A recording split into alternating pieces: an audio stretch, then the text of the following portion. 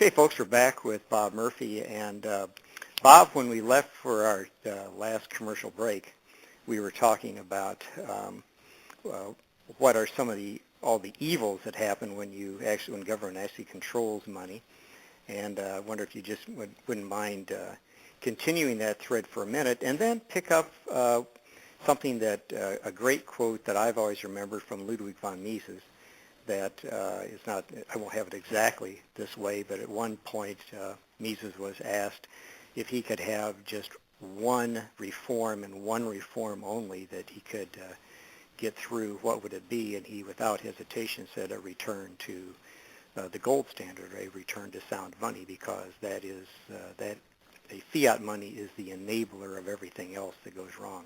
We really need to get back to a gold standard. Then what your other reforms would be if we were in the position right now to do that, or what the government really should be doing to cure these problems. Okay, sure. So first, let me just make sure your listeners know exactly what the gold standard is, because a lot of people use the term, but I know some don't really know the mechanics. So all the gold standard is it was a pledge that people took seriously by the government that said if you turn over a certain amount of pieces of currency, a certain dollar amount, then you're entitled to this much weight of gold.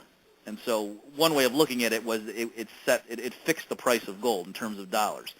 So for a long time it was $20.67 an ounce, and then after 1934 it was $35 an ounce for a long time. And so, I mean, just now people know that gold is much higher than that, obviously.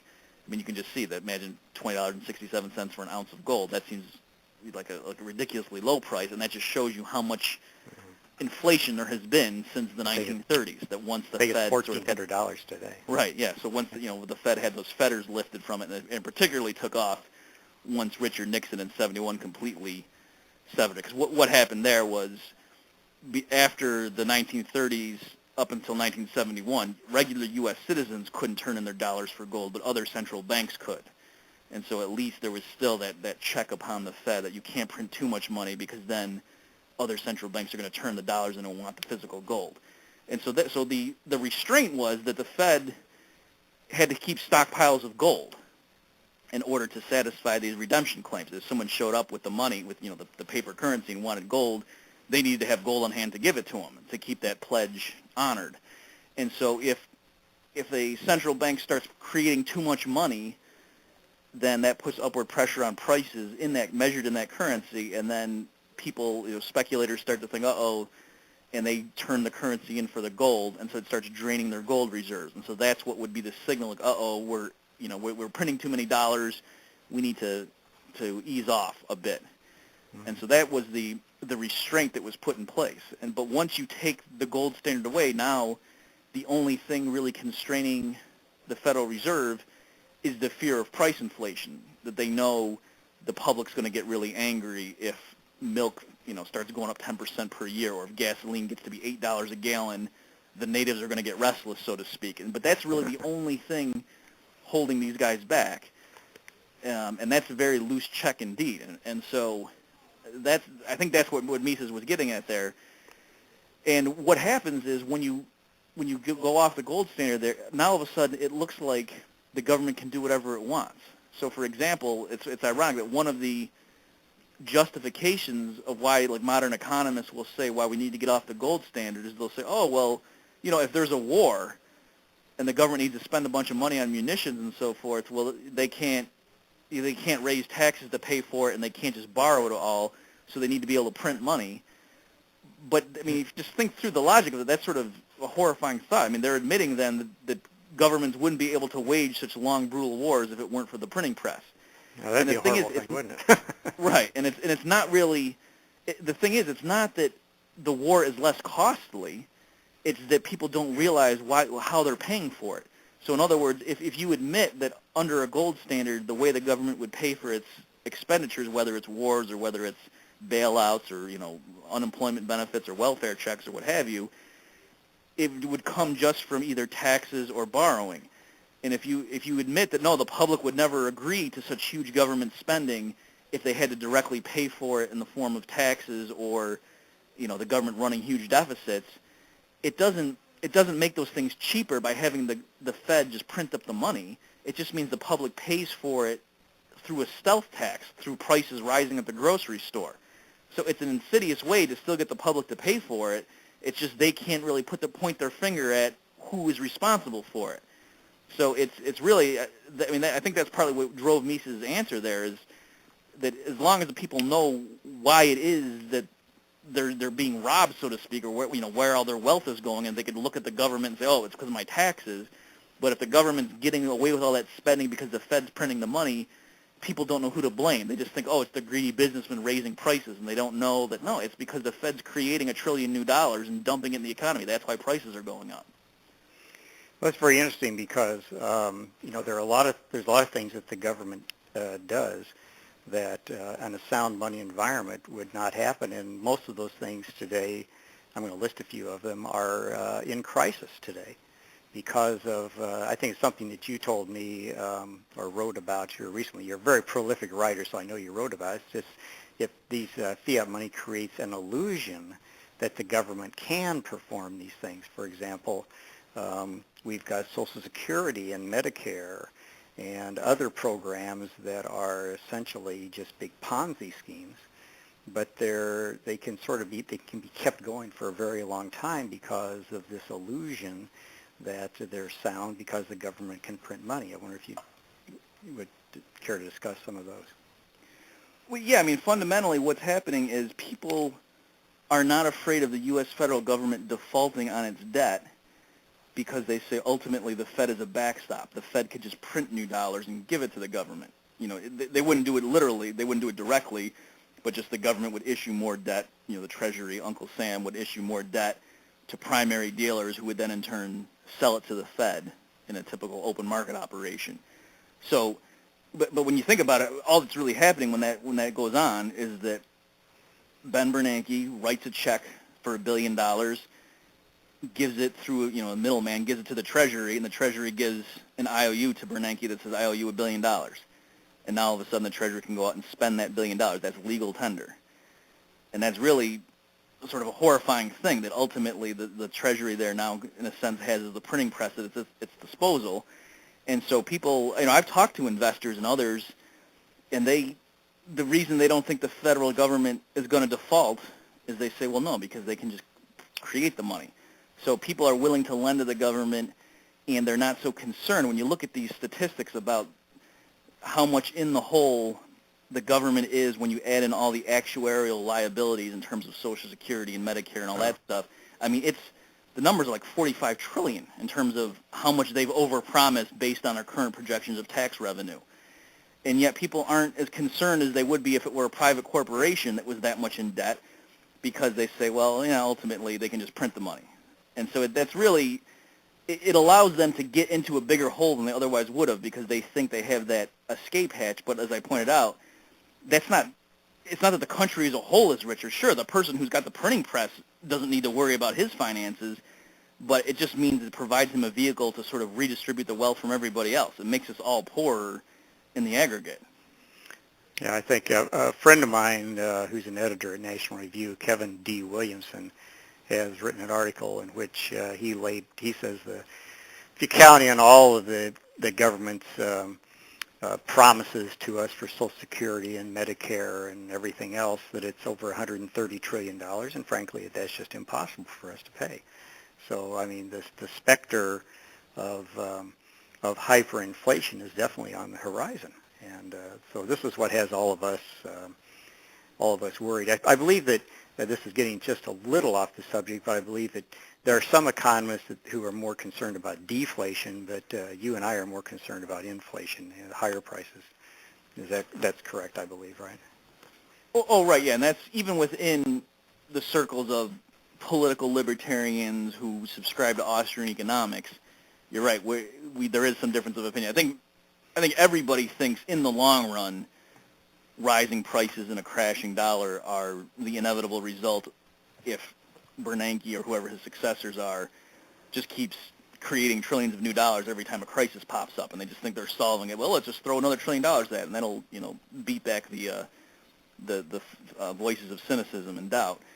Mm-hmm. So you keep doing that, eventually the dollar is going to be destroyed. I mean, there's no other way around that. But it's true in the short term, like the next year, 2 years, 3 years, there are some people who argue that because there's so much what's called debt deleveraging going on, where people were very leveraged and now they've been scared straight and they're trying to pay down their debts and to sort of reduce their leverage, that in the aggregate that sort of reduces the amount of overall credit. And so some people argue that what Bernanke is doing, although it's a big deal, it's dwarfed by this other process that's unfolding, and they think on net there's going to be like less total spending going on over the next few years. And so from that point of view, they're saying prices they think are going to fall. So I actually think price inflation is closer than a lot of these people are saying. That I mean already you see commodity prices, of course, zooming up in the last year, and even just regular prices are rising. I mean, the way these people like from the government are trying to spin the idea that we're on the edge of a deflationary cliff, and they're saying, oh, prices are falling, they leave out things like food and energy prices. Yeah. So I mean, if you look at just the regular consumer price index, I mean, that fell for a few months in late 2008, and it bottomed out in December of 2008, and it's been rising fairly steadily ever since. So it's true. It's not that milk is $10 a gallon right now, but it's this idea that we're on the verge of prices all collapsing. I don't think that's the case. I think that you might see a little spike as this, the situation in Europe is unfolding. People might rush to the dollar, and so the dollar might strengthen because of that factor. But I think that the dollar is really in danger going forward because Bernanke is just telling the world his solution to any crisis is just to create more dollars. And that's what's really worrisome because, it does appear that unfortunately, there is a practical limit to what government can do even with fiat money, and Mises called that the crack-up boom. He saw that firsthand in Germany and Austria in the 1920s, and I know that you and I are worried about that here today.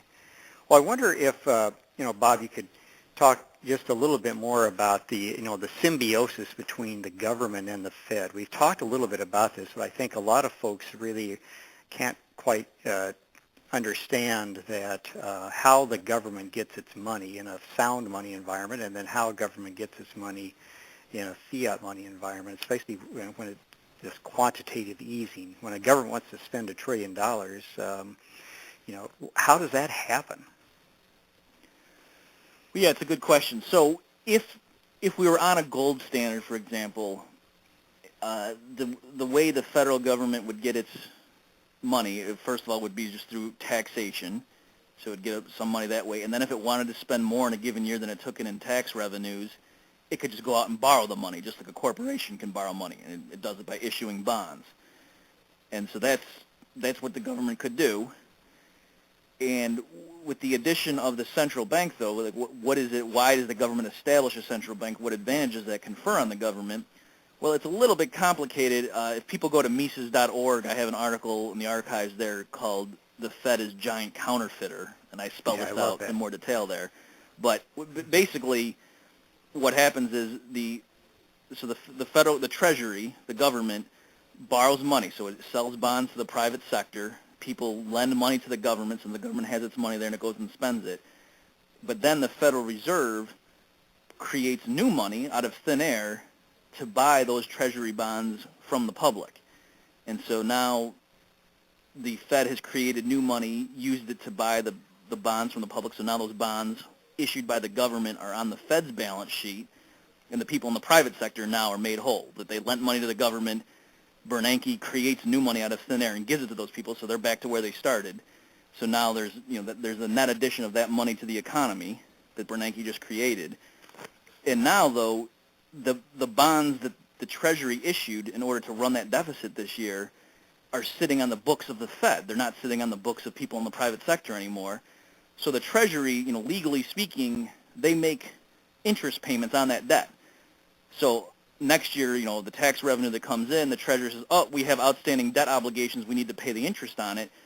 But to the extent that some of those interest payments flow over to the Federal Reserve, because the Fed's sitting on a huge portfolio of government debt, the way the Fed works is, they got to pay their employees, they got to pay for the lights, they got to pay for the guys to clean the bathrooms, but at the end of the year, they still have a bundle of income that's unspent, right? Because they just create money out of thin air and buy assets with it. That's a pretty lucrative business. So legally, the Fed has to then remit all of those excess earnings back to the Treasury. And so it's just really this giant shell game where the Fed basically creates money out of thin air, lends it to the government, and then the interest payments on that loan go back to the government too. So it's like the government gets to borrow money for free that it never has to pay the principal down on. So that's a pretty neat little arrangement if you can get it. And that's, that's why the government... I love the term. I love your term. It's legal counterfeiting, because that's exactly what it is. But then the government also gets the support of a lot of very powerful interests in the country because of the way it spends its money. Is that not true? I mean, it spends its money on all kinds of things that powerful people like bailing out General Motors, bailing out banks, increasing, we're going to get national health care that supposedly nobody's going to have to pay for. The government will pay for it somehow. So isn't that another way that the government sort of perpetuates this shell game? It buys constituents?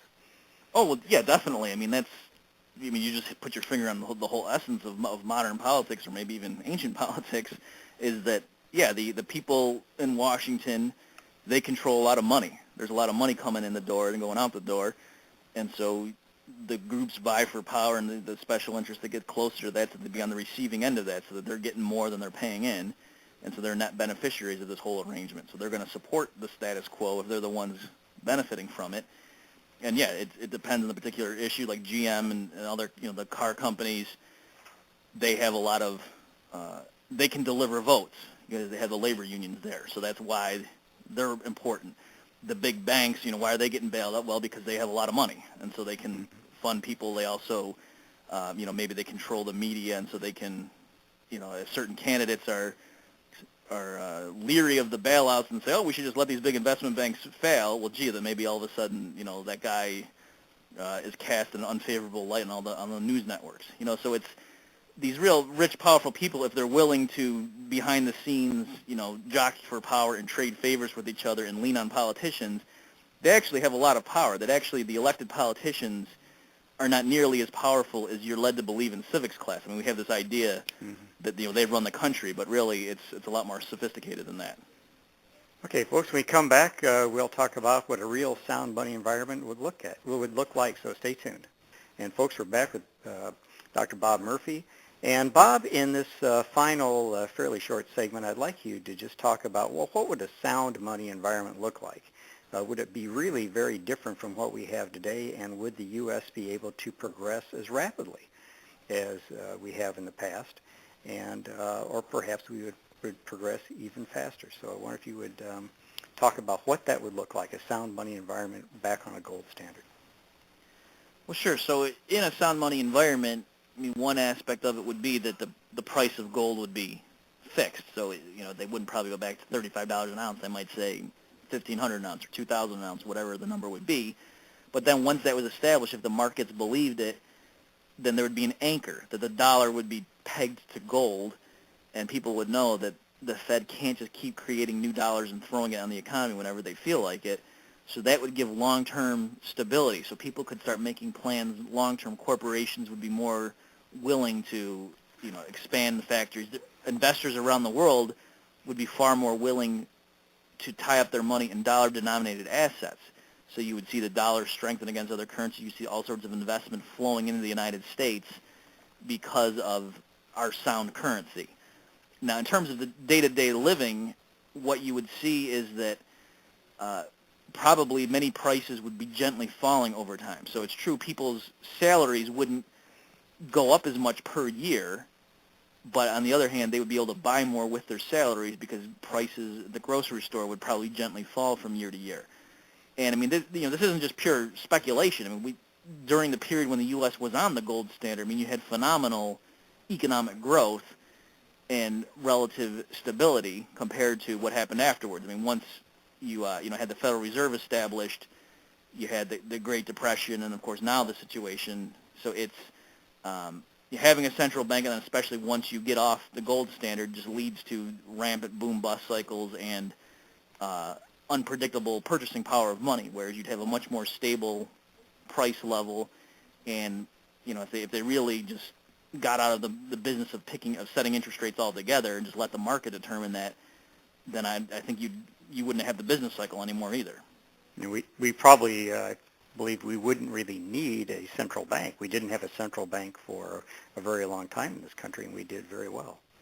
Well, yeah, and it's funny that even a lot of so-called conservative economists who are very much against big government, they wouldn't dream of establishing a government bureaucracy in the United States to set the price of oil or to pick the price of a certain type of labor. They would say, no, that's price control. That smacks of socialism.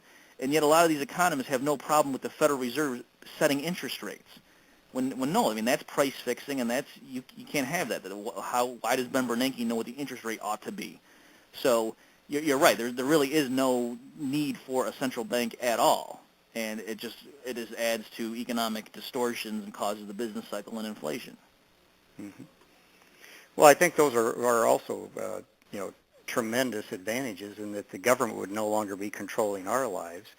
We would be back in control of our own lives, and government would be relegated to what the founding fathers desired, which was protect life, liberty, and property, and very little else. So, Bob, this has just been a great discussion. I think there's so much more we could talk about, especially some of the intricacies of the banking system as it exists today, and what you call the goofy system. But we'll have to end it right now. So thank you very much, and thanks for listening, folks. Thanks for having me, Pat. Hello, everyone. This is Michael McKay. I want to take this opportunity to thank Dr. Robert Murphy and Mr. Patrick Barron for agreeing to put together this excellent show that we are proud to present to you. And I want to thank all of you listeners for being with us today. Please visit us on the web at radiofreemarket.com, where you can subscribe for free to all of our shows on iTunes, or you can visit our Radio Free Market archives for easy downloads.